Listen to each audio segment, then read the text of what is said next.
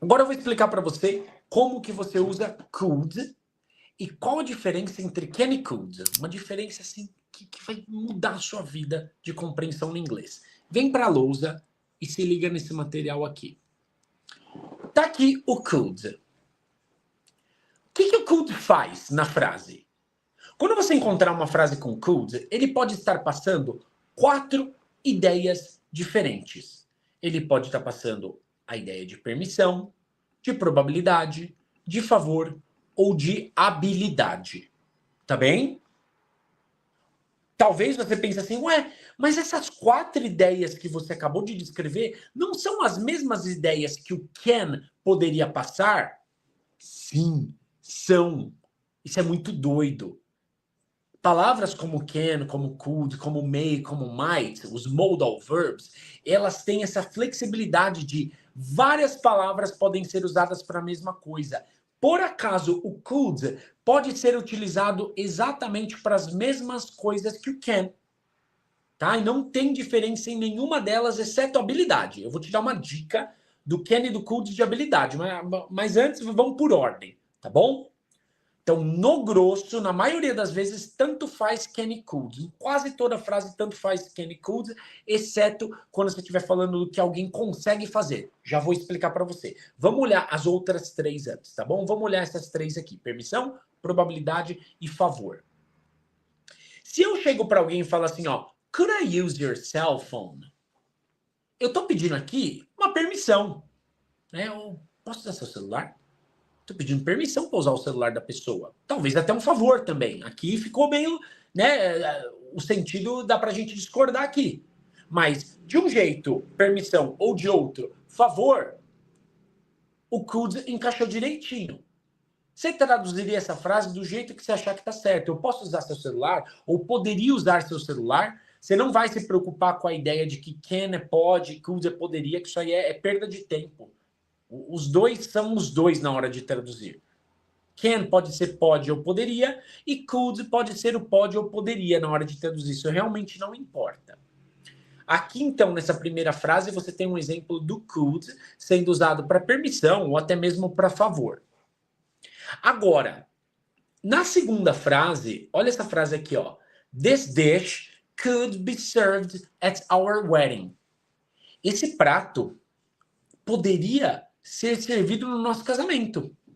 Aqui, esse could, ele está indicando uma probabilidade, uma possibilidade de algo acontecer. Eu comi um prato, fui com a minha mulher num restaurante, comi um prato muito gostoso, falei, cara, esse prato tá muito bom, a gente podia servir isso aqui no nosso casamento. Probabilidade, possibilidade. Então agora o could já está indicando um sentido um pouquinho diferente. E se eu leio o terceiro exemplo aqui para você? Could you get that for me, please? Você pode, ou você poderia pegar aquilo ali para mim, por favor? Até botei um please, né, para facilitar a sua vida. Então é claro que esse terceiro exemplo que eu estou lendo para você agora é um exemplo de could indicando favor. Bacana. E o último exemplo?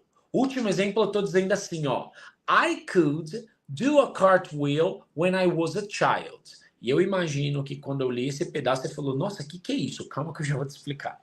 Tá? I could do a cartwheel when I was a child.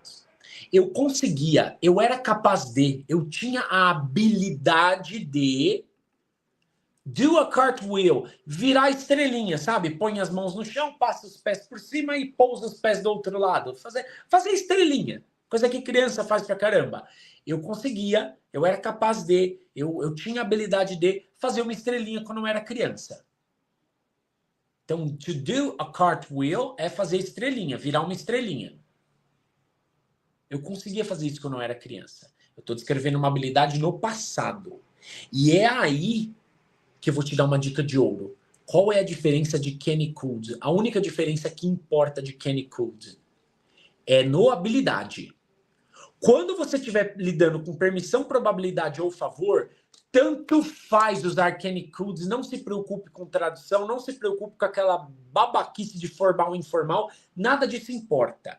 A única diferença que de fato importa, que você realmente tem que prestar atenção, porque aí sim eu vou pedir para você se preocupar com isso, é quando você fala de habilidade. Porque habilidade com can é uma habilidade no presente e habilidade com could é uma habilidade no passado. Essa é a diferença. Para habilidade, can é presente, could é passado. Olha os dois exemplos que eu coloquei aqui embaixo. Ó. I can swim. Quando eu falo I can swim, eu estou dizendo que eu tenho a habilidade de nadar. E aí, para você traduzir, o melhor mesmo é você colocar eu sei ou eu consigo. Em vez de colocar eu posso nadar, que não está errado. Mas fica muito melhor traduzir o can ou could de habilidade como saber conseguir. Muito melhor, guarda essa dica. Então eu falo I can swim, eu sei, eu consigo nadar. Estou falando de algo que eu sou capaz hoje, que eu tenho a habilidade de fazer hoje. Agora, se eu viro para você e falo I could swim, eu conseguia, eu sabia nadar, eu sei lá, eu nadei, fiz aula de natação quando era criança, hoje eu tô com 41 anos, faz 30 anos que eu não nado, eu não sei mais nadar, desaprendi. Então eu conseguia nadar, eu sabia nadar, hoje eu não sei mais.